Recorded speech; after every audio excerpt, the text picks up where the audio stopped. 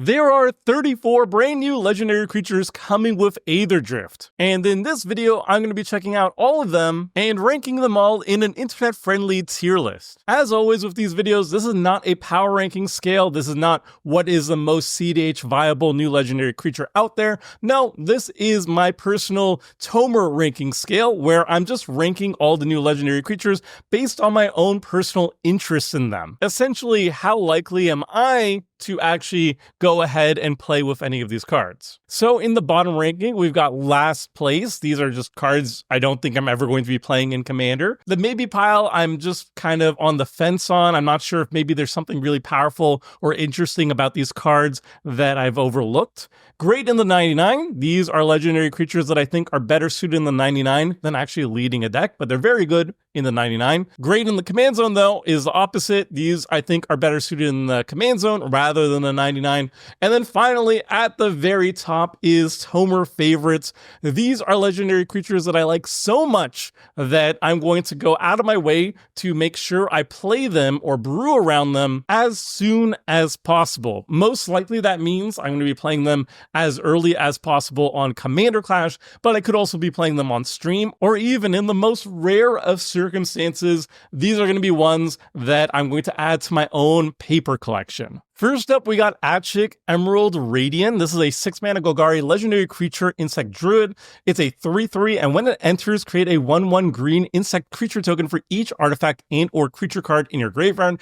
And whenever another insect you control dies, put a +1/+1 counter on Aetherdrift. Each opponent loses 1 life. So Aetherdrift is a pretty cut and dry insect tribal payoff card. Either in the command zone or the 99, it's going to be a staple in any insect deck. Insects traditionally are all about the graveyard, specifically your own graveyard. They're almost always self-mill and very creature heavy. You want to have a lot of creature cards in your graveyard to utilize proper insect payoffs. And usually the biggest payoff for the insect deck is just to swarm the board with 1/1 insect creature tokens, and then utilizing those tokens various ways, usually to sacrifice them to pump up the team or drain your opponents.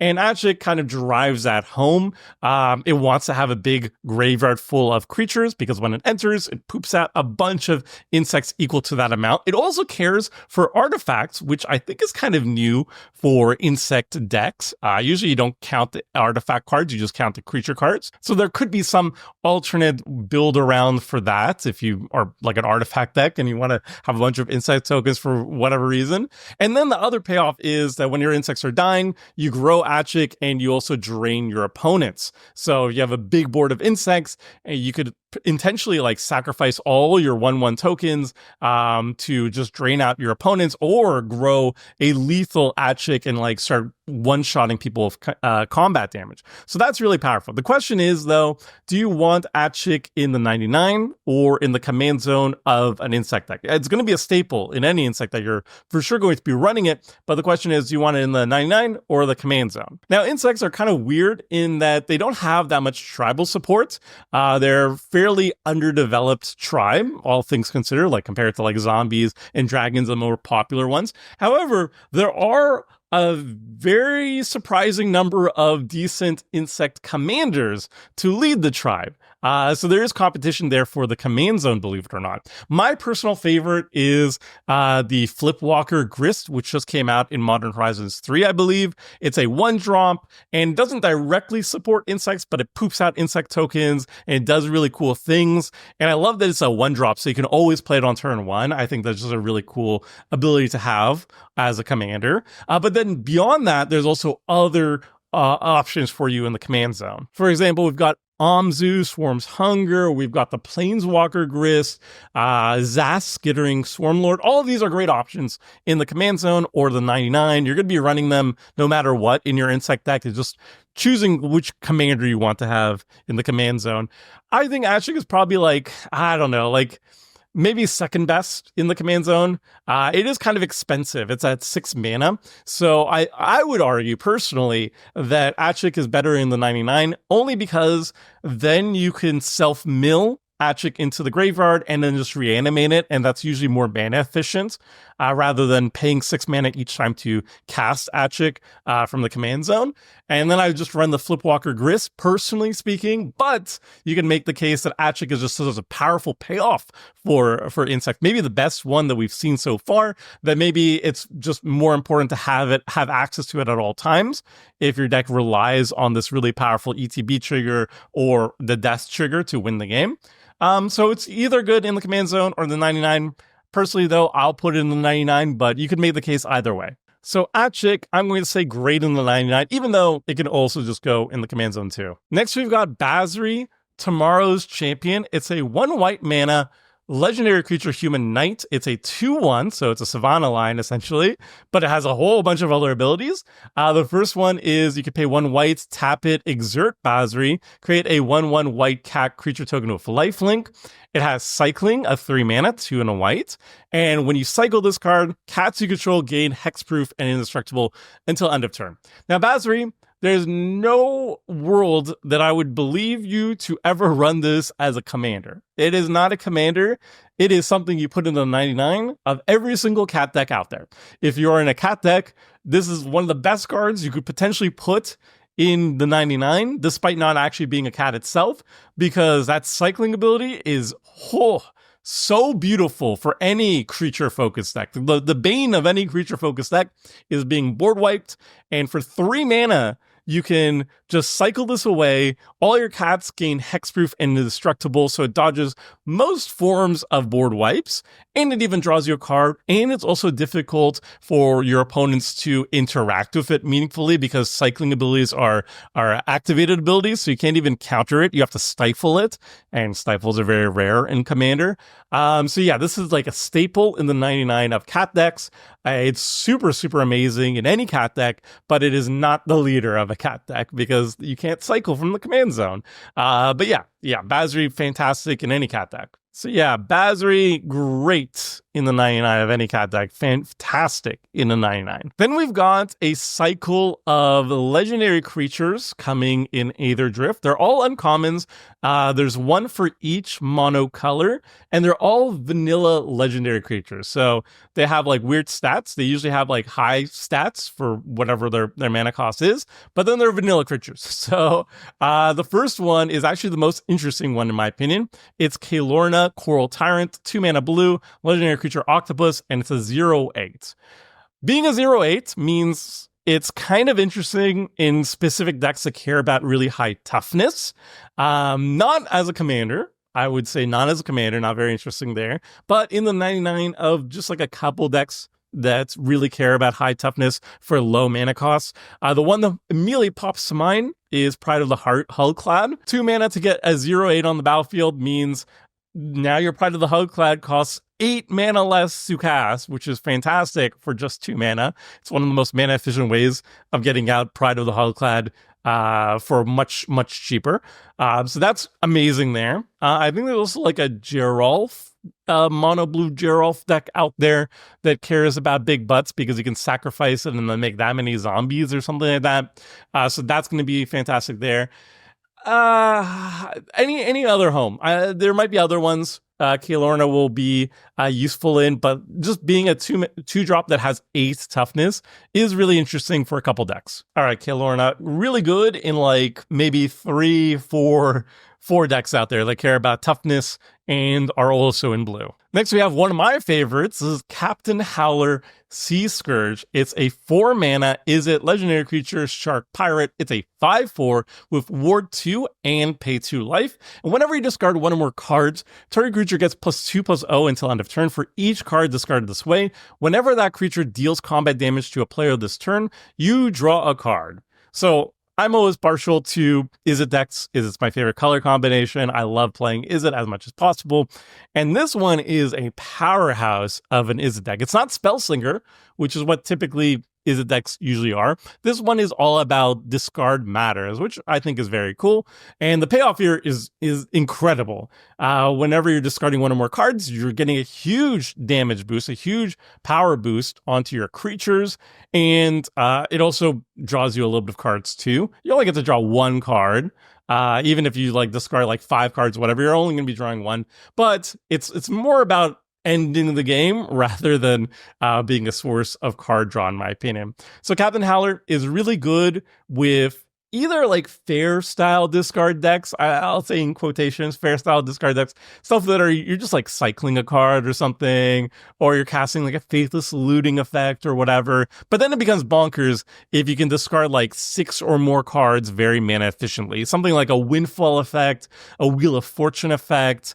So like wheels is how you really break this. And I think it's going to be pretty easy to set up turns where you have like an evasive threat on the battlefield, something that's unblockable or whatever. Maybe you give Captain Howler unblockable, and then you just like discard like 10 cards or something like that, and you move to combat, and somebody is suddenly dead.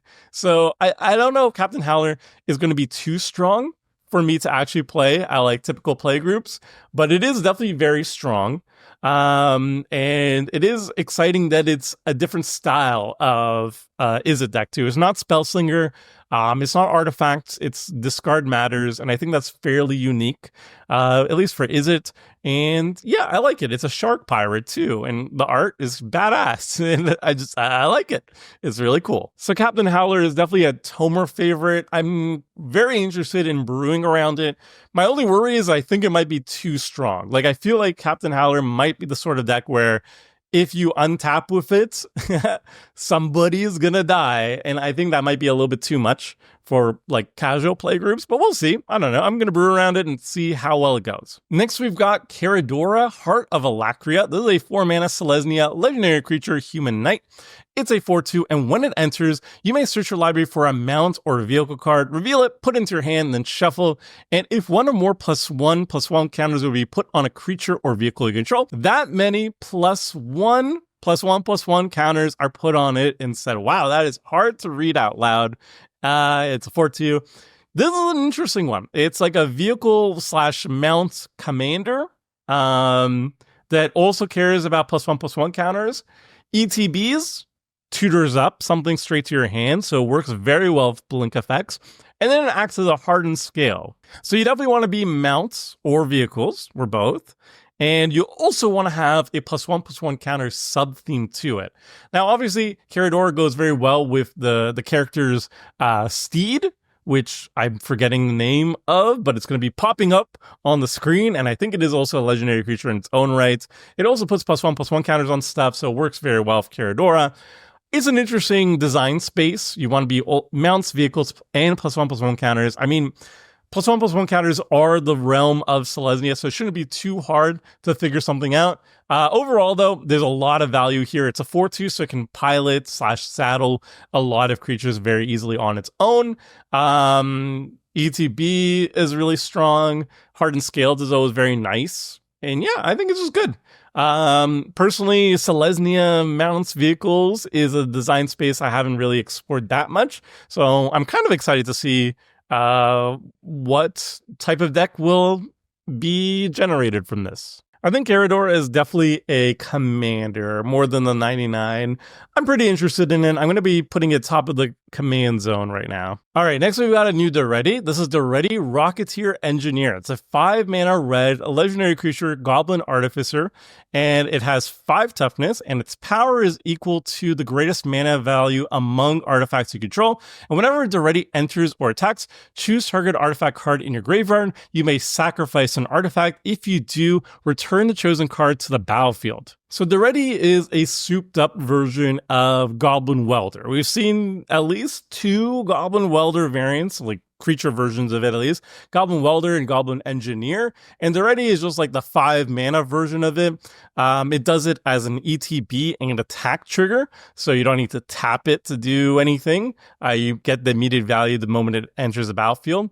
And it's also a big beater, right? It has 5 toughness. It could potentially have like 9 power or something like that if you have like a Portal to Phyrexia on the battlefield. And you get some good damage in there as well. And it could be a commander too. Like the Daretti Planeswalker was also a Goblin Welder variant, but this one is a creature variant. I think it's actually stronger, at least as a commander, than the Planeswalker one, because you have like blink potential, copy potential, whatever have you. And if you have haste, you can immediately like play it, get that ETB trigger, and then immediately get the attack trigger too. So as a commander, it's quite interesting if you want to go mono red artifacts. In the 99, it could also be kind of okay too. It's just 5 mana is a lot. 5 mana is a lot. I guess if you're an artifact deck, you can poop out mana, and it's not that big of a deal. The ability is very strong. You really want to have haste in the deck. I feel like this is like either a commander and you want to be mono red artifacts, and if it's in the 99, you really want to be like a self-milling big haymaker artifact style deck. You know, like if Goblin Welder is the best card in your deck, then the ready is going to be a nice inclusion in the 99. But you really want to be like that type of haymaker, cheap, big artifacts from the graveyard directly onto the battlefield. Your Portal to Phyrexias and whatever other big artifacts there are. I can only think of Portal to Phyrexia right now, but I'm sure there's a lot of really big, flashy artifacts you could put in. Not Blightsteel. There has to be something. I don't know. Let me know in the comment section what you typically Goblin Welder in. I'm blanking for some reason at the moment. But yeah, if you love Goblin Welder, then obviously the ready is going to be really good. Is it going to be in the command zone or the 99? I would say both. But I assume it's going to be more of a commander style deck, in my opinion. All right, I'm going to put the ready in the command zone, but obviously it goes in the 99 of the same style decks too. All right, next we've got Far Fortune End Boss. It's a 4-mana Rakdos, a legendary creature, human mercenary. It's a 4/5 with Start Your Engines, which is a new Aetherdrift mechanic. It says if you have no speed, it starts at 1. It increases once on each of your turns when an opponent loses a life. Max speed is 4. And when you attack, Far Fortune deals 1 damage to each opponent. So it's like guaranteed to make your opponents lose life whenever you're attacking, essentially. And you're going up in speed. And then at max speed, if a source you control would deal damage to an opponent or permanent an opponent controls, it deals that much damage +1 instead. So this is the set mechanic, Start Your Engines on a commander, and it's all about pinging your opponents. It's kind of like, I wouldn't say it's a Perforos effect, but it's like, you know, like a Rakdos ping style deck. So Start Your Engines, I think, is generally not very good in commander, just because it's a little bit slow. Far Fortune by itself will get you to max speed very consistently after 3 turns. Like the first turn you play it, you're already at speed 1. Then, as long as you attack, like Far Fortune doesn't have to attack, but as long as you attack the turn the Far Fortune's on the battlefield, then each opponent's losing 1 life. Now you're at speed 2, so that's turn 1, the first turn that Far Fortune's on the battlefield. Second turn, you just attack again, and now you're at speed 2, speed 3. And then finally, the third turn you attack, now you're at max speed. So yeah, I think that's still kind of slow, honestly. But I guess if you're in a Far Fortune deck, you're going to be running other cards that are Start Your Engines that hopefully will get online as early as turn 1. And you can start getting that. You maybe can get the max speed before you even cast Far Fortune on like turn 3 or 4 or whatever. I think that's the ideal. But even then, I don't know. The payoff is kind of slow. It's not crazy or anything. I don't know what to say about this, actually. Maybe it's going to be better than it looks, but I have low expectations of any Start Your Engines cards in Commander, honestly. So Far Fortune, I'll be charitable. I'll put it in the maybe pile, but it's probably in last place. We'll see. Next, we've got Gaunty Night Minister. It's a 4-mana legendary creature, Aetherborn Rogue. It's a 3/4, and whenever a player casts a spell they don't own, that player creates a treasure token. And whenever a creature deals combat damage to one of your opponents, its controller looks at the top card of that opponent's library and exiles it face down, and they may play that card for as long as it remains exiled. Mana of any type can be spent to cast a spell this way. Now, I love this Gaunty. This very much reminds me of like one of my favorite commanders of all time, Aetherdrift. I've been loving this. I've been a diehard Aetherdrift player since like 2011, since I started playing Commander. It basically encourages your opponents to attack each other. Anybody but you. You know, you give everybody a nice little benefit for attacking each other, dealing damage to each other, basically killing themselves for your own benefit. by giving them card advantage. Like they deal combat damage to your opponents, and they get to draw a card. They don't get to draw a card of their own deck. They get to draw a card of the person that they drew. And then if they start casting those spells, they also get treasure tokens too. But very importantly, just like any Aetherdrift deck, in a Gonti deck, if you have this in the command zone, which I assume you will be, your deck is just going to be filled with low-cost evasive creatures to get the maximum benefit out of this. You're going to be benefiting from this triggered ability, this combat trigger ability, more than any of your opponents, and also the cast trigger. You're going to be getting more value out of it than any of your opponents. That's the plan, at least. So I think Gonti is going to be a really interesting, like, mono-black Aetherdrift deck. We've already seen mono-black Aetherdrift, by the way. We've seen Gix, which is a very, very straightforward Aetherdrift, which even has like a similar combat trigger, right? You just draw a card instead of like stealing or whatever.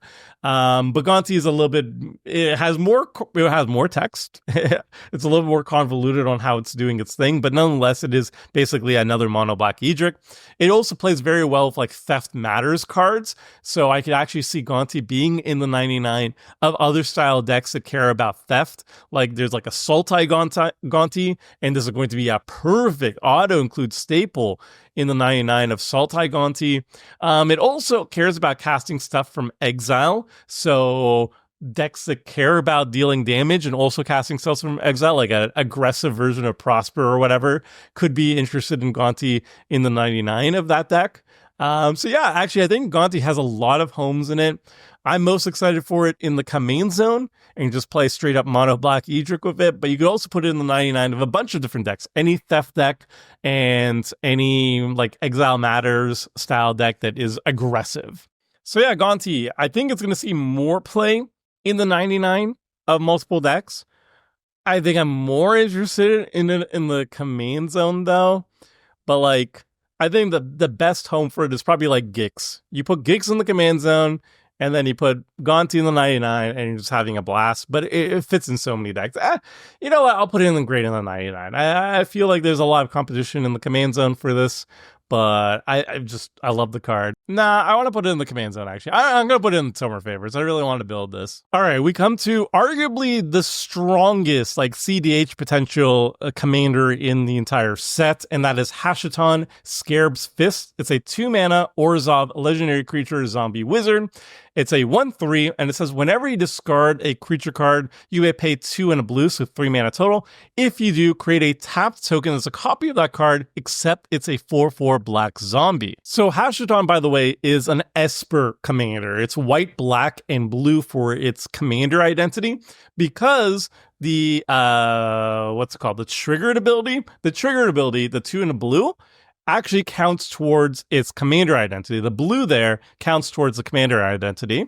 So it's actually an Esper commander. So you can actually put blue in your deck. I know a lot of like new players to commander get that very confused, and it is confusing. So I'm just clarifying over here.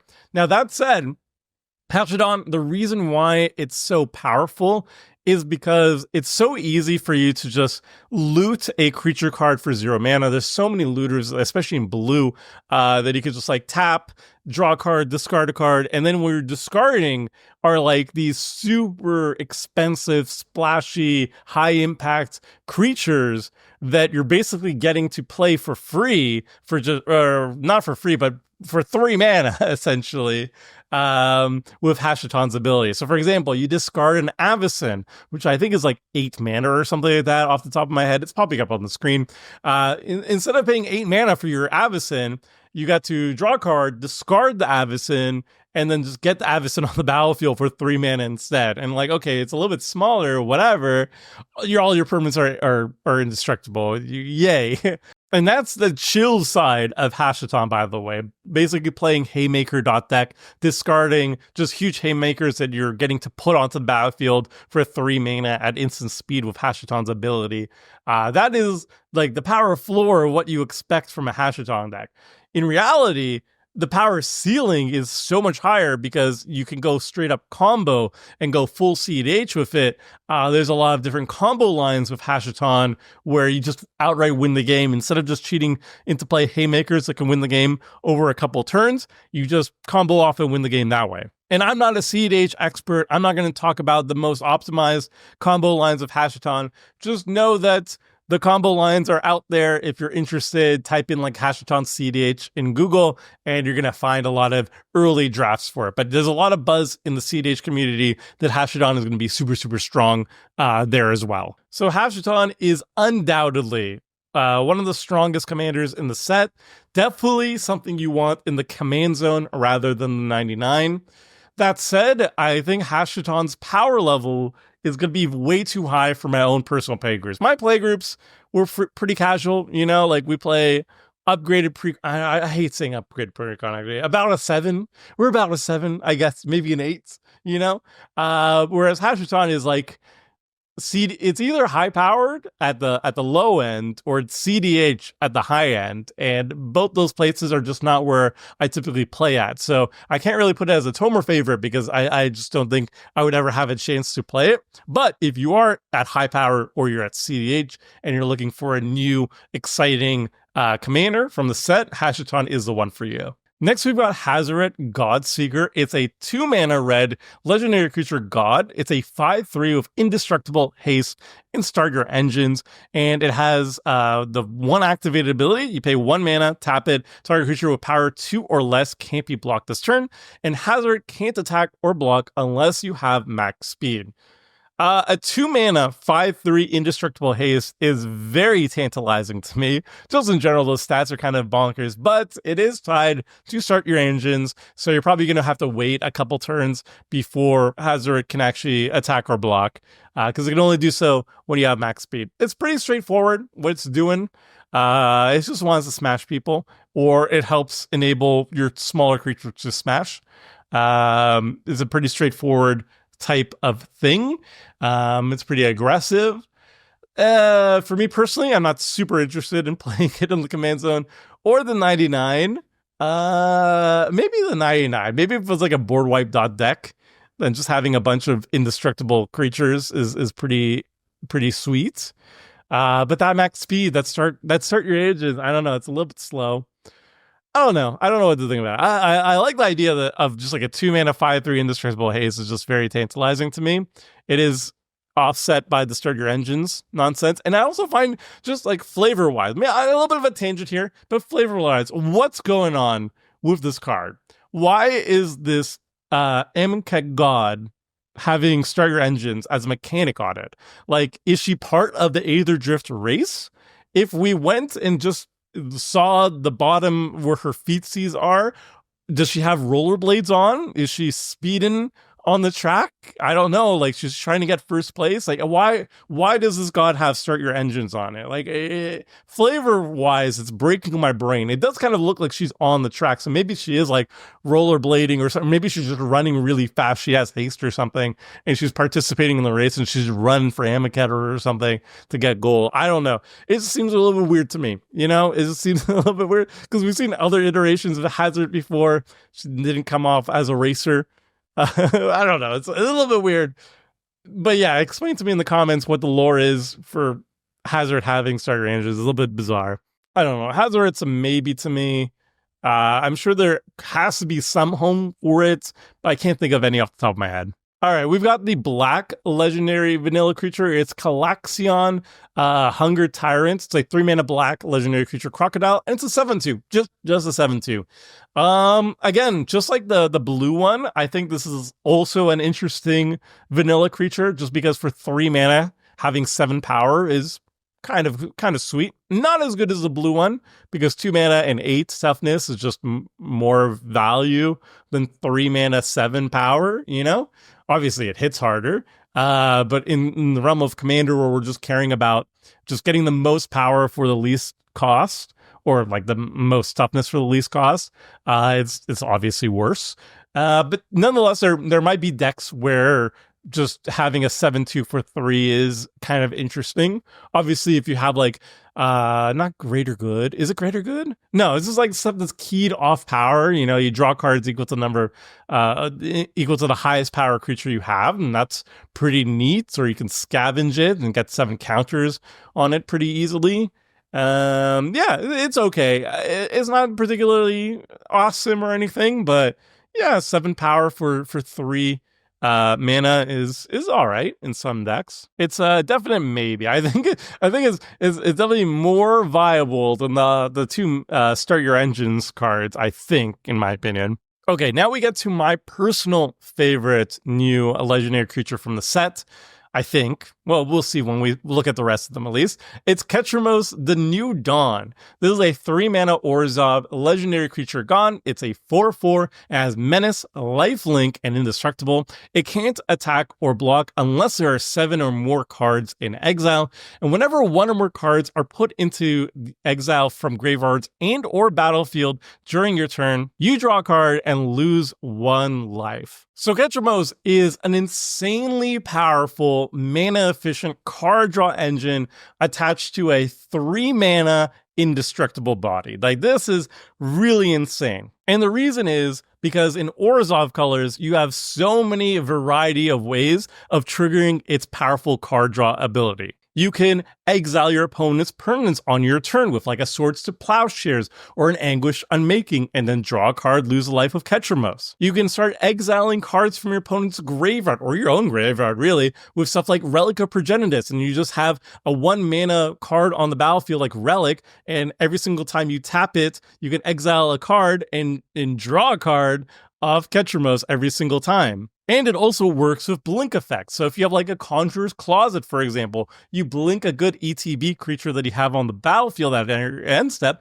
and then you also get to draw a card of Ketramos. So the card draw potential of Ketramos is really insane, and it comes attached to a 3-mana indestructible body, which is just really, really resilient. Personally, I'm super hyped for Ketramos. We're going to be doing our first Aetherdrift Commander Clash recording tomorrow, the day after I'm recording this, and that video will go up in like a week after or 2 weeks after, something like that. And I've chosen Ketramos as my commander for that one. And I went full blink. So I'm playing a blink deck. My secret tech, I don't know if it's secret tech or anything, but the tech that I discovered by myself is basically I'm running every single 2-mana ETB draw card creature, and every 2-mana ETB, each opponent discards a card creature. So the idea here is I get everybody to discard a card with my little cantripy creatures, and then I use stuff like Relic Progenitus and whatever to start exiling the cards that they discarded. And that's a super efficient way of basically grinding down my opponents for insane card advantage. Like, I'm just going to outvalue them over time with my little Spirit Companions and my little, I don't know, Elder Fang Disciples or whatever. And then from there, I'm just going to be blinking those small creatures, small utility creatures, to keep reusing their ETB effect. So yeah, Ketramos, super sweet commander, very unique style of deck too. I don't think we've seen like a really Orzhov Exile Matters, very open-ended on how you build it too. I really like it. This one's the one I'm the most hyped for, personally speaking. Top of the Tomer favorites, and it's the first one I'm going to be brewing. Next, we've got Kaladin Triumph Caster. This is a 2-mana Boros legendary creature human pilot. It's a 2/3, and it says mounts and vehicles you control have haste. And whenever a mount you control enters, it becomes saddled until end of turn. And whenever a vehicle you control enters, it becomes an artifact creature until end of turn. Now, this commander is obviously a house for any mount deck, any vehicle deck, but I'm a little bit bummed because I feel like finally, after many, many years, my underrated child, Depala, has been overthrown. Like, if you were focusing on vehicles in Boros, I always was shouting out Depala. Even when Depala came out, which was like, it's almost like 10 years ago was Kaladesh, right? People were like just overlooking Depala as a really sweet Boros commander. And I was there day one saying Depala is like super awesome for Boros, very unique style of deck. It's not just like go wide attacking, it's vehicles. It offers amazing card advantage. You can weave in dwarves and stuff too to add even more synergy potential for it. Like super, super sweet. And it just never really took off. Depala was never very popular, but I always said that it was a really, really strong version of Boros, and I played it a lot like on stream and stuff, and it always overperformed. And now we see Kaladin, and yeah, it's not like card advantage on a stick or whatever, but It's a 2-drop, and its effect is just so powerful. It's so strong for like vehicle decks in particular. Just giving them haste and they immediately get to attack the turn you cast them. It's just so good. Same thing with mounts too, obviously, but that's all attached to a 2-drop. Oh boy, this card is gas. This card is really good. I think this is probably my favorite vehicle commander now. I just like being aggressive. I'm more of an aggro player than a dirtle player, and this is basically vehicles meets aggro, and I really like the combination here. I don't really care about the mount part that much. Maybe it's a good mount deck too, but I'm all about the vehicles, baby. And this looks really strong. Unfortunately, that means Tapala is overthrown, but yeah, this seems like a really fun deck to play. All right, Colden, you're top of the Tomer favorites. Very grudgingly though, because I'm very sad that the Paula has finally been overthrown, but it is what it is. All right, next we've got Lagarin, Soul of Alakria. This is a 2-mana Selesnya legendary creature beast mount. It's a 1/1 flying, and whenever it attacks while saddled, put a +1/+1 counter on each up to 2 target mount and or vehicles, and has saddle of just 1. So this is the mount of the other Selesnya mount / vehicles matters commander. I forgot her name, but she's in the art, and so is Lagarin.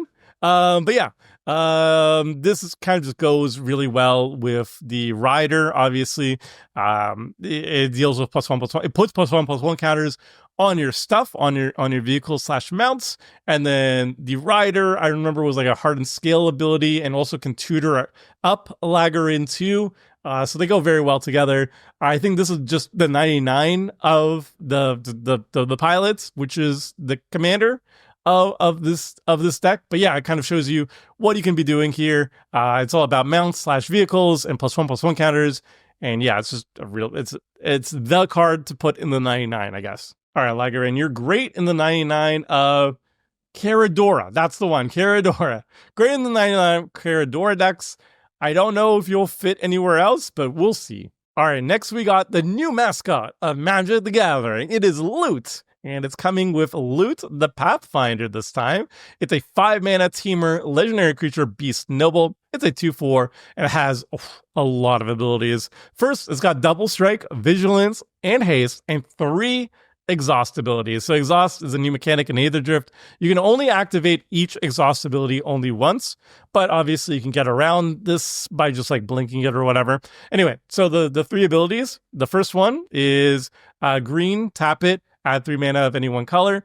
Blue, tap it, draw 3 cards, and red, tap it, Loot deals 3 damage to any target. So it's kind of like a callback to like classic, I guess, Magic cards from like Alpha. Like the green ability is kind of like a Black Lotus, the blue ability is like an Ancestral Recall, and then the red ability is a Lightning Bolt. There's a lot of stuff, and I will tell you right now, I am not a biased looker of loot or analyzer of loot cards, because if you could see behind me, I don't know if you could catch it, my little screen over here, but I got a little loot shrine. I'm a little bit of a loot fanboy, you can say. I didn't like Loot at the beginning. I thought like a forced Magic mascot was kind of lame. I'll have to admit, at the beginning I thought it's kind of lame to try and force Baby Yoda onto Magic the Gathering. I much prefer when it's organically loved by the community, like Fibblethip. Fibblethip is a great example of an organic Magic mascot that the community has decreed we enjoy and we like, because it didn't start as like a forced mascot. It was just some art on a random card, and then people really liked Fibblethip and they decided to run with it afterwards. Whereas Loot, it was just kind of dumped on the Magic community. But then I don't know, I started collecting Loot things, Loot merch, ironically, but then the irony became sincerity, and I just sincerely like Loot. I think it's cute.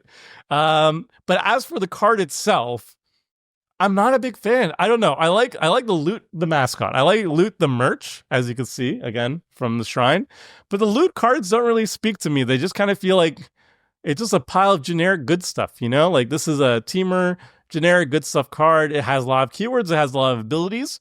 I like the flexibility here, honestly. It's cool that it's very open-ended.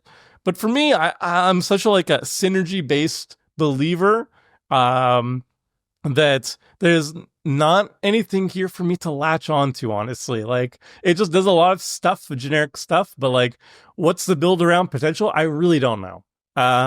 Some people have mentioned that like it combos with like Deadeye Navigator, but like, I don't know, you're in Teamer, you can combo with a billion different things. I'm sure there's like 10 times more combo-y Teamer commanders out there. So I don't know, I don't buy that.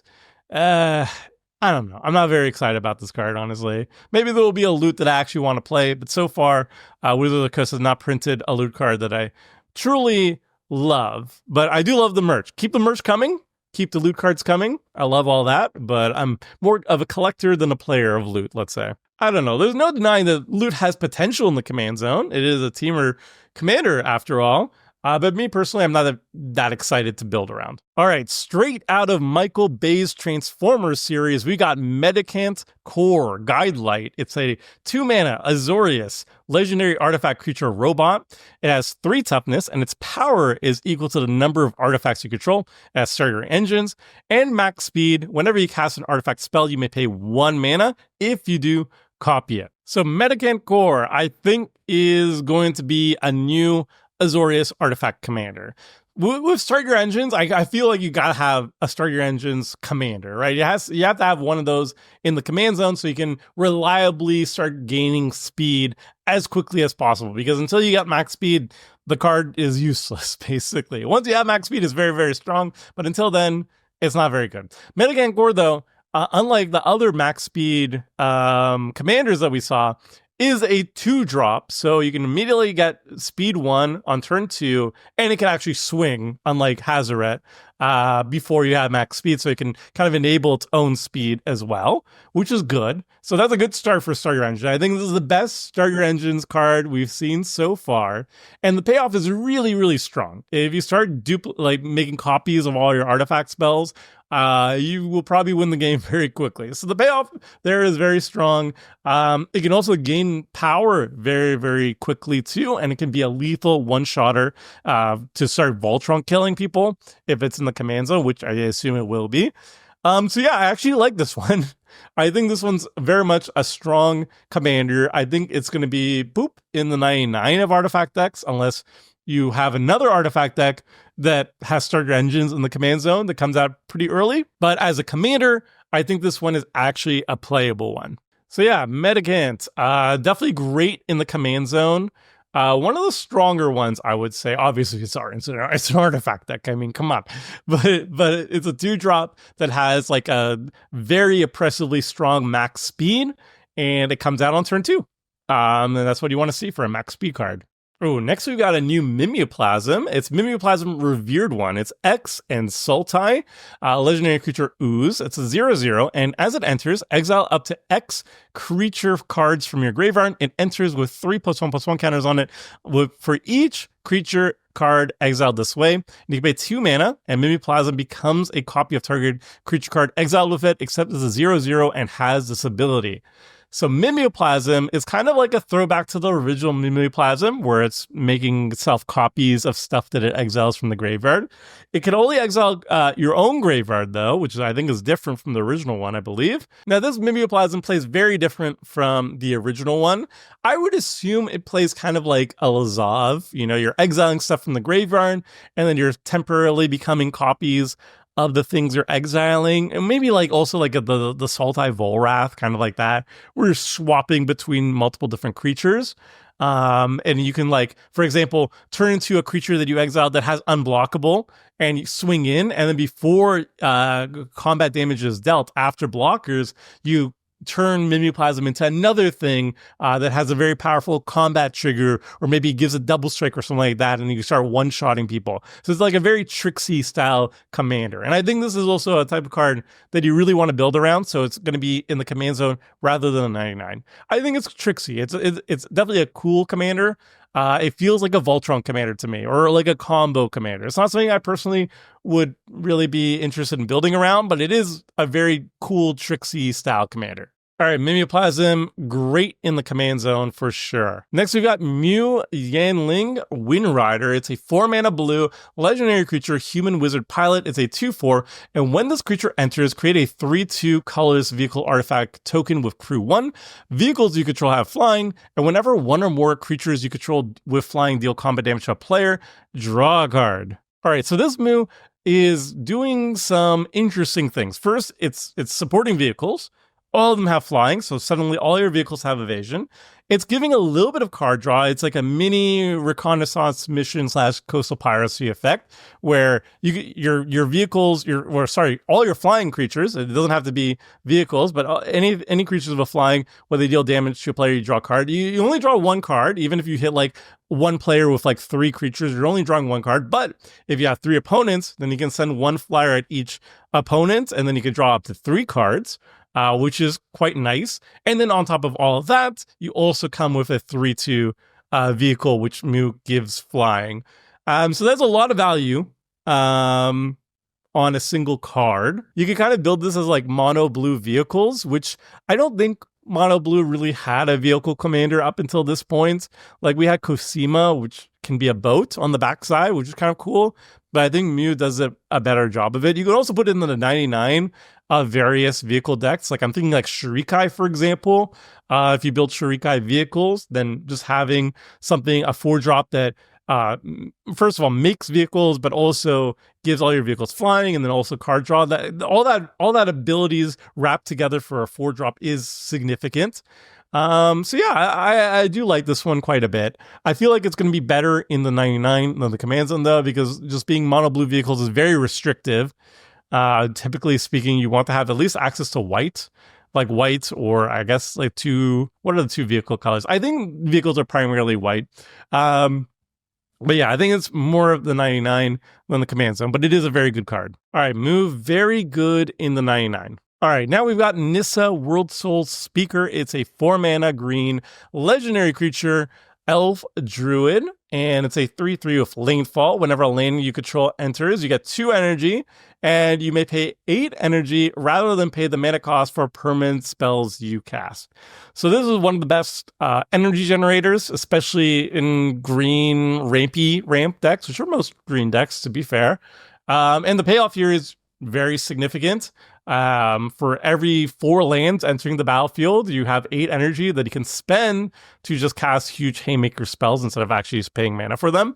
So you could like drop 4 lands, generate 8 energy off Nissa's ability, and then boom, you cast an Omniscience for free, and you just pop off and win the game. That said, though, do you want Nissa as the commander or the 99 of energy decks? I would say the 99 of energy decks. As a commander, you're restricted to just green stuff, and that's fine.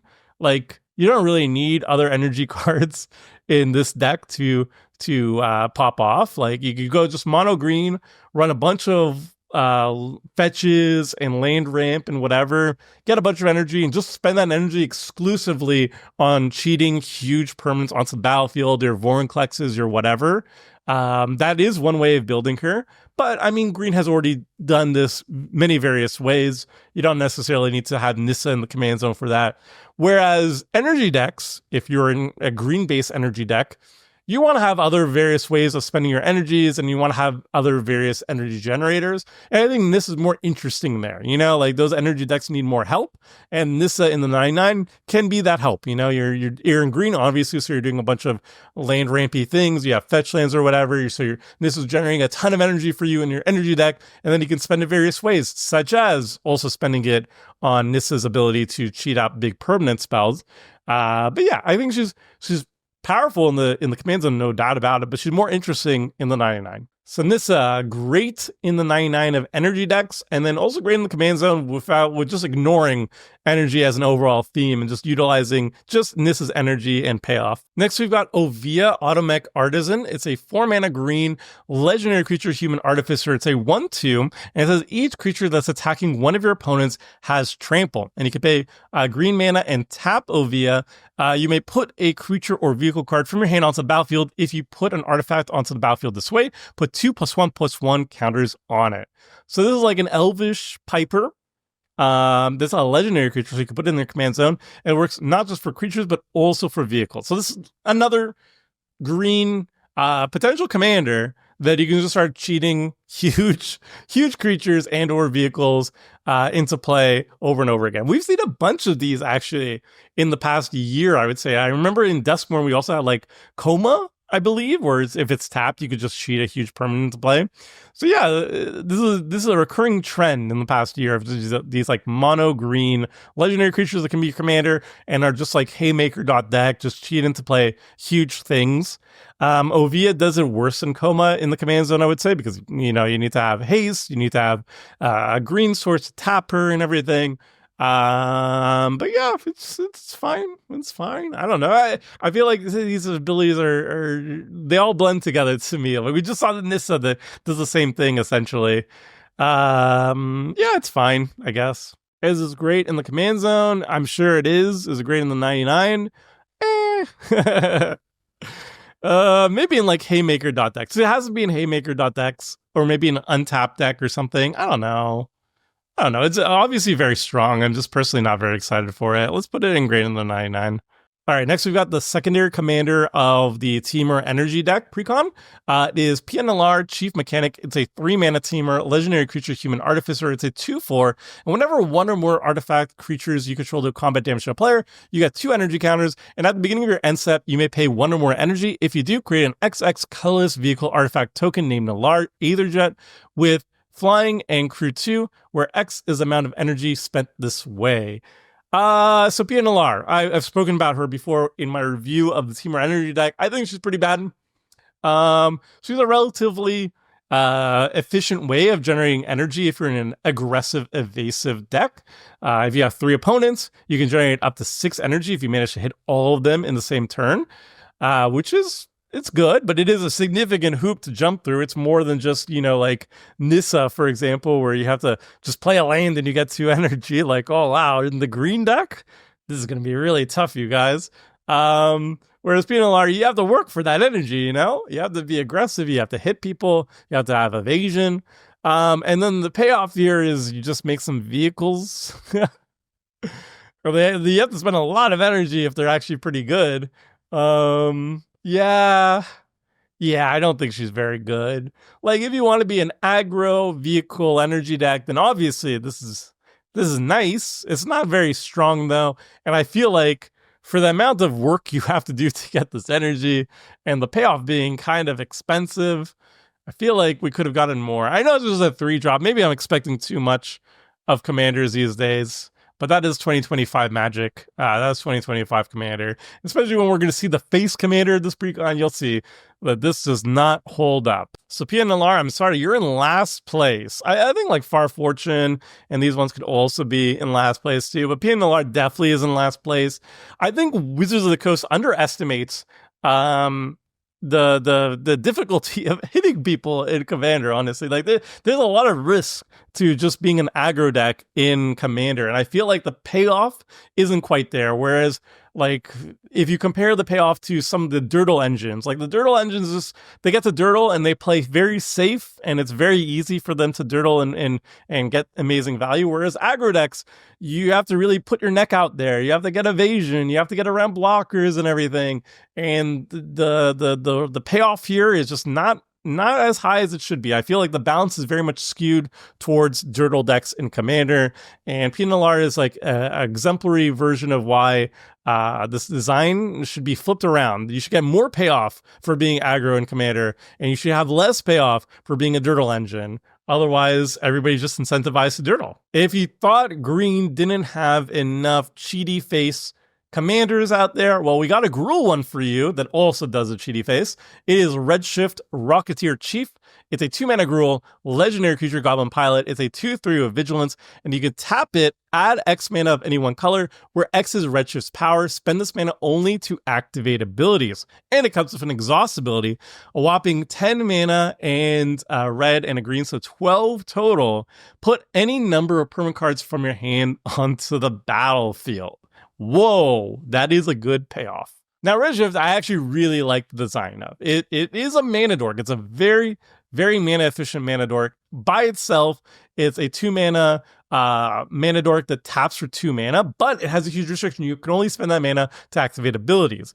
And it really wants you to grow Redshift too. Use your giant growth effects, anything to really pump up its power, because the more you pump up its power, you can tap it and actually spend all that mana on its own exhaust ability, right? You just dump all the permanent cards from your hand onto the battlefield all at once. So you definitely have to work for the value over here, but the payoff is really cool. And then you can also build activated ability deck in Gruul, which is a really cool design space. I really like what this thing is going for. And I did joke, yeah, obviously green and vomiting out permanents from your hand onto the battlefield is something we've seen just like a bunch of times very recently. And it's insane value, but this one you do actually have to work for it. I also like goblins and I like the art. It's very cute.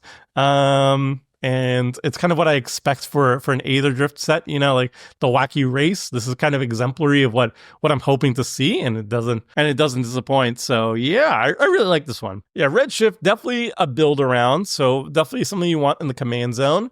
My interest is peaked, you know. I'm gonna put it in the Tomer favorites. It is also just a vomit out your hand deck, but you really do have to work for it. And that's pretty exciting. Like building like a deck focused on activated abilities seems really fun to me. Next, we've got another new god. It's Sabsunen Luxa Embodied. It's a 5-mana Simic legendary creature god. It's a 6/6 with reach, trample, indestructible, and it can't attack or block unless it has an even number of counters on it. At the beginning of your first main phase, you put a +1/+1 counter on Sabsunen, and then if it has an odd number of counters on it, draw 2 cards. So this is really cool, right? You're putting counters on it, and then sometimes it can attack or block, and then other times it can't attack or block, but you get to draw 2 cards. So either way, like you're either being aggressive or you're drawing cards. Either way, you're happy with this, and it's a 5-mana 6/6 indestructible, so it's very hard to get rid of, and it deals massive damage, and obviously grows itself too. And there's also cute things too here. Or the idea is that at the beginning of your main phase, you want to put a counter on Sabsunen to get an odd number of counters on it, draw 2 cards, then either add another counter or remove a counter so you can also attack that same turn. That's the hope. Ideally, you want to draw 2 cards and attack every single turn, and that's going to involve adding counters to it or removing counters, or generally speaking, adding counters to it. And this is a really cool design space. That's a really cool way of building a deck. And it's obviously Simic, so you have all the great green ramp stuff, you're all that Simic value, but this is a really cool way of channeling Simic value into like this aggressive, interesting style commander. I really like the design. So Sabsunen, definitely a build around, definitely something you want to build around. The payoff is really, really good though, and it's a really interesting design. Yeah, you know what? I'm going to put in the Tomer favorites. All right, now we get to the Teamer face commander of the energy precon, and you'll see why I poo-pooed Pinalar compared to Saheeli, Radiant Crater. So this is a 4-mana Teamer, legendary creature human artificer. It's a 4/4, and whenever you cast an artificer or artifact spell, you get an energy counter, and at the beginning of combat on your turn, you may pay 3 energy. When you do, create a token that's a copy of target permanent you control, except it's a 5/5 artifact creature in addition to its other types, and has haste. Sacrifice it at the beginning of the next end step. So Saheeli is essentially a Teamer energy version of the Grixis Mishra face commander of the precon from like 2 or 3 years ago or something. Just like Mishra, you get to copy a permanent you control, and it becomes a creature until end of turn. That token becomes a creature until end of turn. You get the smash face with it, but more importantly, you're getting all those enter the battlefield triggers, you're getting the leave the battlefield triggers, you're getting the sacrifice triggers, all that good stuff as extra value. Mishra has its own restrictions. You can only target I think it was like non-creature artifacts. It's on the screen, I can't see it right now though. I think you can only target non-creature artifacts with it, whereas Saheeli can target any permanents. However, you have to spend energy for it, and the fact that Saheeli only generates energy based on whenever you're casting artifacts or artificers, typically you're going to be copying artifacts, you know, because you're going to be an artifact deck. That's how you're going to be generating your energy off Saheeli. So typically the things you're going to be copying are the same stuff. You know, you're going to be copying your portal to Phyrexian or whatever to make all your opponents sacrifice 3 more creatures and cry. But yeah, Saheeli, very similar to Mishra, equally powerful, if not more so, because you're in Teamer colors, so you're in green, which means you just have access to better ramp and better everything. The Grixis. Obviously, there's a restriction. You have to have energy and blah, blah, blah, blah, but I think it's not a big issue. Obviously, Mishra has its own benefits too, its own upsides compared to Saheeli. But overall, I think Saheeli just does the same shtick that Mishra does, which is already incredibly powerful, and she does it just a little bit better because she's in Teamer instead of Grixis, basically. So yeah, obscenely powerful commander. Doesn't require you to smash people in the face or anything to get your energy or get your payoffs or whatever, like poor Pia Nalar. Just have to cast artifacts, which is what you want to be doing anyway. You're an artifact deck. So yeah, incredibly powerful, must-kill commander if you're opposing it. And if you just want a really powerful Teamer energy deck, slash Teamer artifact deck, Saheeli is definitely a great choice for you. All right, Saheeli, definitely top of grade in the command zone.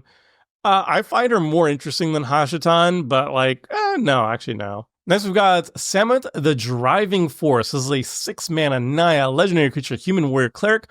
It has, it's a 4/5 with first strike, vigilance, haste, and start your engines. Other creatures you control get +X+O, where X is your speed. And non-creature spells you cast cost X less to cast, where X is your speed. Now, unlike the other start your engines cards, this one does actually do stuff for you before you reach max speed. The other ones, they're garbage until you reach max speed.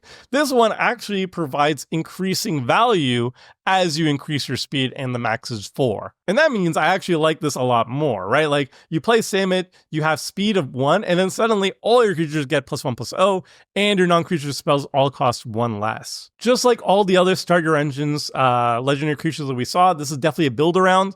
Especially with Samut, you want to have Samut and also other cards that have starter engines, so you can ideally play some start your engine cards, get your speed going, and then play Samut and maybe swing in for lethal. Or if, all your spells cost 4 less to cast, non-creature spells cost 4 less to cast, you can probably storm off and win the game the very turn that you cast Samut. And I think that's where you're trying to play Samut. She's not an early value engine. She's a mid to late game high value engine, explosive / finisher for your deck. I'm not sure what the best builds for her are, but it's definitely a lot of value here, right? It's a huge Anthem effect potentially, and also a huge mana discount for your non-creature spells.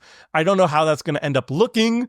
Maybe it's going to be a token deck that focuses on generating X spells. I forget the name of it. There's one that's you just pay white and an X, and you put X amount of tokens onto the battlefield, something like that, and then give them all haste and swing in.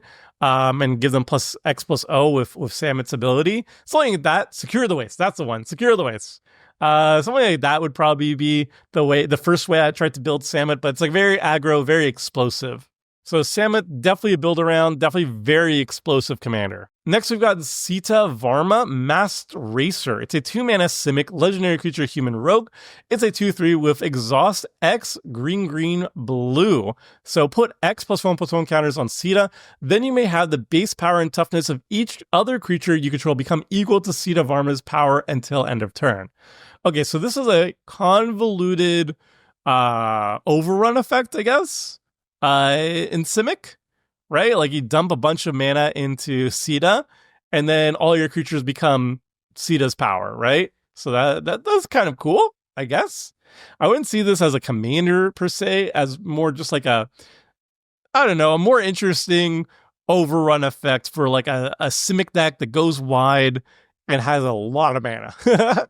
I'm sure there's better things you could do with that mana, but I guess if you want to overrun with this, you can. You can win the game however you want, I guess, when you have that much mana and a bunch of creatures that can attack. Yeah, I think this is the last place one. I feel like when you have that much mana, you could do better things than whatever Sita's doing. Sorry. All right, now we've got the white legendary vanilla. It's Sundial Dawn Tyrant. It's a 2-mana white legendary artifact creature construct, and it's a 3/3. This one is probably the least interesting of the bunch in Commander because it doesn't have an extremely high power, it doesn't have an extremely high toughness, It's just like a card that is like, it's okay and limited, I guess. But even then, it's not very exciting. Yeah, not much to say about this one. It's definitely dead last. Next, we've got the face commander of the Esper Zombies precon. This is Temet Naktuman's Will. It's a 5-mana Esper legendary creature zombie wizard. It's a 4/4 with vigilance, menace.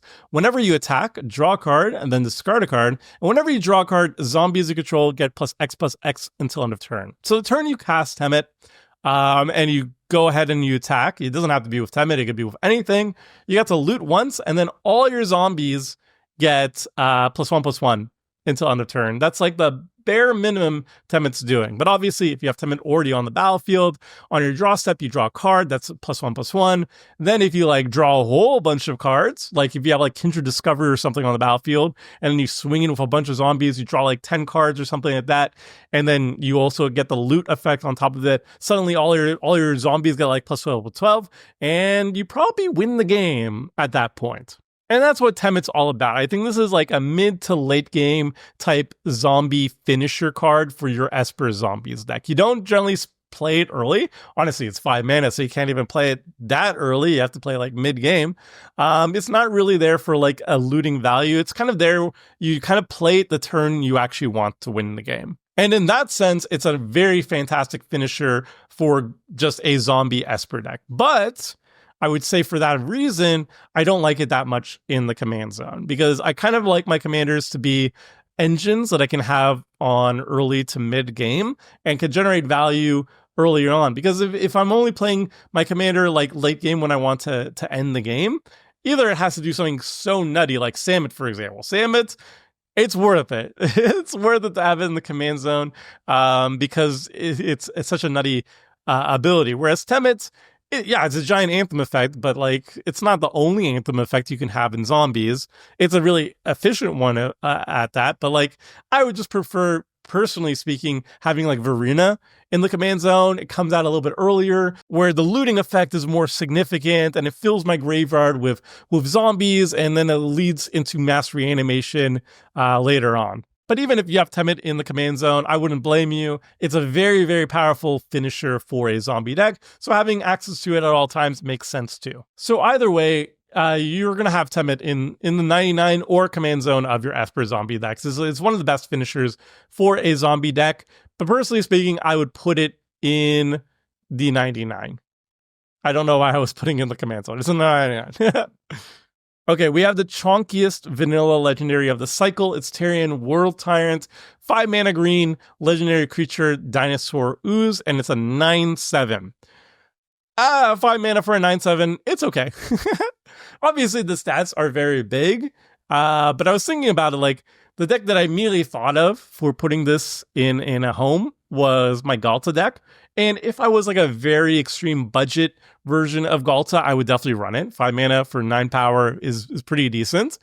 But, you know, at the point where you're spending 5 mana for a vanilla, I don't know. I expect more, honestly. In limited, maybe it's good. Who knows? But in Commander, this is just like a budget card.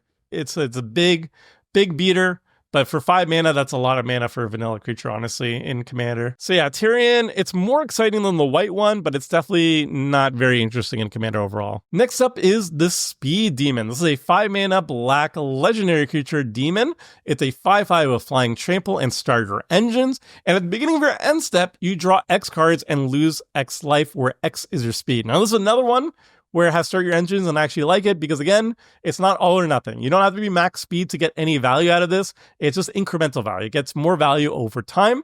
And this is just like a 5 mana, 5/5 flame pull that end step, you draw a card. It's a Phyrexian Arena that gets better over time. And if you deal damage on the turn that you play this, then you could draw 2 cards. And if you've had other start your engine cards beforehand, then you could draw like 3 cards or 4. It is actually pretty darn good. Pretty efficient for what it's doing. That said, as a commander, not very exciting to me, but as part of the 99 of like any demon deck, for example, it's pretty good. As like filler for like any black deck, honestly, it's pretty good. Just like a 5/5 flame pull for 5 that end step draws you a card is like already pretty decent. Sometimes draws you 2 cards immediately. that's not bad. You know, it's like a good filler card in basically any black deck. And then in decks that have additional synergy, either a starter engine deck or like a demon deck, then it gets even more fun. So yeah, Speed Demon, definitely great in the 99. All right, the red legendary vanilla creature of the cycle is also not very exciting to me. Tyrox is a 2-mana 4/1. It's just the power nor the toughness is big enough for me to be like, ooh, that might be really exciting in XYZ deck. Like for 2 mana, the blue one was a 0/8, which is very significant for like a toughness matters deck. Whereas 2 mana for a 4 power is just not very exciting. It's a dinosaur and a warrior, so maybe like your extreme budget warrior deck might want this, but outside of that, yeah, not really. All right, Tyrox. Yeah, bottom of last place, probably worse than the white one even. Next we got Vinwix Verbose Host. It's a 2-mana blue legendary creature homunculus. It's a 0/4 with start your engines, and it has you have no maximum hand size and max speed.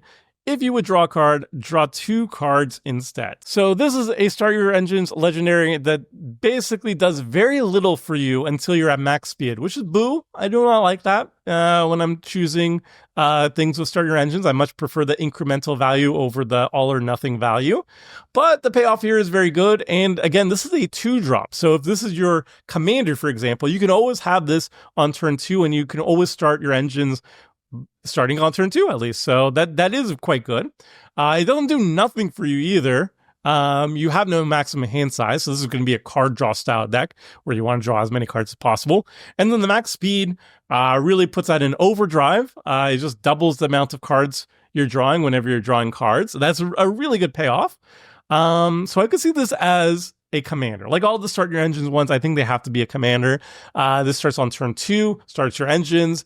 I don't know if you can do damage or anything on that turn. It's a 0/4, so you can't even give it haste or something very efficiently and smack somebody with it. But yeah, over a couple turns, suddenly you have max speed, and then you start double the card draw, and you probably pop off and win. There's something over here. I don't know exactly what I want to do with it, but it's definitely a card draw deck. I don't know how you're going to increase speed because this seems like a Dirtle style deck. But if you have, efficient ways of pinging in mono blue with this as your commander, then yeah, you could draw a ton of cards off this and probably utilize that to win the game somehow, like a Psychosis Crawler or something like that. Yeah, this is a definite maybe for me. It has to be a commander, but I just don't know how good of a commander it's actually going to be. Next, we have Winter Cursed Rider. It's a 2-mana Dimir legendary creature human warlock. It's a 3/2. It has ward, pay 2 life. Artifacts you control have ward, pay 2 life, and has exhaust of 4 mana, so 2, a blue, and a black, and tap it. Exile X artifact cards from your graveyard. Each other non-artifact creature gets -X/-X until end of turn. So first of all, I don't understand how Winter is not a spirit or a demon or something, because that art definitely makes you think it's like a demon or a spirit or something. But wild, okay, it's just a human warlock. And then second, the ability is very strong. I've always said, and I reiterate this as much as possible, that one-sided board wipes are some of the strongest things you could ever play in a commander deck. Like the more one-sided board wipes you run, the better your odds are for increasing your win percentage, because it means you can deploy stuff on your board without having to worry about your own board wipe taking you out of the game or resetting yourself too much.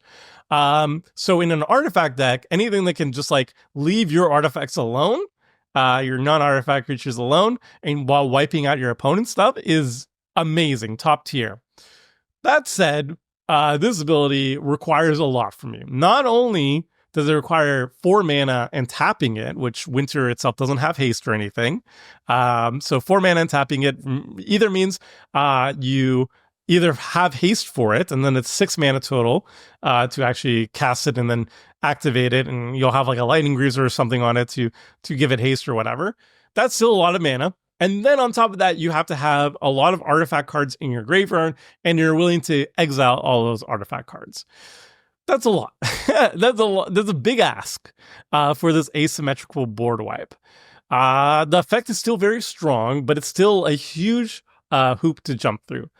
I think there's going to be some decks that want to jump through that hoop and it's still going to be worthwhile, and they have a lot of haste enablers for winter, or maybe you could flash it in. If you have a lot of flash enablers, you flash it in the turn before yours, and then you just do it on your turn or something like that. There are ways around this, but it is a lot of hoops to jump through. The effect is very good, but the hoops are high. So again, this is another maybe for me. There's definitely going to be a deck where Winter Cursed Rider is good in. I just don't know off the top of my head what it is. And the final new legendary creature is Zahur Glory's Pass. Wow, I was messing that up somehow. It's Orzhov, 2-mana Orzhov, legendary creature, zombie cat warrior. It's a 3/2 with start your engines, sacrifice another creature, surveil 1, activate only once each turn. And max speed, whenever a non-token creature you control dies, create a 2/2 tapped black zombie creature token. This is another start your engines commander that I actually like. Okay, again, it's like the start your engines mechanic doesn't do anything until you reach max speed, but it has a very effective activated ability. It's a sack outlet. Before then, that's doesn't have anything to do with the max speed, and it's a 2-drop, so you can always start your engines on turn 2. It's a 3/2, so like turn 3, you can start swinging in and increasing your speed with your own commander if you give it, especially if you can give it evasion. So that's nice too. And you're an Orzhov colors, so you're like definitely an aristocrat style deck. You're an aristocrat style deck that has a sack outlet just already attached to it. So you run a bunch of like aristocrat-y style creatures. You're in white too, so you can run mass reanimation stuff, like Fate's Reward or something. You can like sack your entire board of non-token creatures, make a whole bunch of zombies when you're at max speed, and then mass reanimate them all at once. That seems pretty spicy to me. And yeah, just having a 2-drop that has a sack outlet on it. It's not infinite. You can't go infinite with its sack outlet. So there's no infinite combos with Zahur. But as in terms of just like a good value engine, yeah, this card slaps. I can see this definitely being a powerful Orzhov Aristocrats commander. That's a fair one. I mean, maybe not fair because the max speed is not capped, unlike its activated ability. But I mean, you know what I mean. Out of Orzhov Aristocrat Commanders, one of the more fair ones, I can guess. I don't know. Either way, great in the command zone, definitely. And that, my friends, is all the new legendary creatures coming to you in Aetherdrift. All of them ranked. Again, this is not a power ranking scale. This is just my personal interest in all these new legendary creatures. The Tomer favorites are actually a lot of them, none of which I would say are going to be going into my paper collection, though if one does have a chance of doing so, it's definitely Ketchermos. Ketchermos, I really like that it's on a 3-drop commander that is indestructible, so it's just very consistent. It's going to stay on the battlefield more often than not. It has a very unique build around potential, like Orzhov Blink is just something you don't see that often, and there's a lot of cool cards and synergies with it. So I really like that one. Second favorite is definitely Captain Howler, the Izzet one. I think it's going to be a little bit too strong in my playgroups because I think it's going to kill people a little bit too fast. But it's Izzet, it's like Shark Captain, Shark Pirate, whatever. I love it. And then there's a bunch of other ones that I really like that I'm interested in building around at some point. So yeah, overall, I think the set brings a lot to Commander. And I'm excited to start brewing around them. So hopefully this video is interesting to you all. Hopefully it was good on your second monitor or something, gives you some ideas on new commanders to build around or new cards in the 99. I'm going to definitely have some Aetherdrift brews coming up in the next couple of weeks, and I'm definitely going to be playing some of them on Commander Clash for sure. So be sure to like and subscribe to never miss some more Aetherdrift content. And until next time, friends, see ya!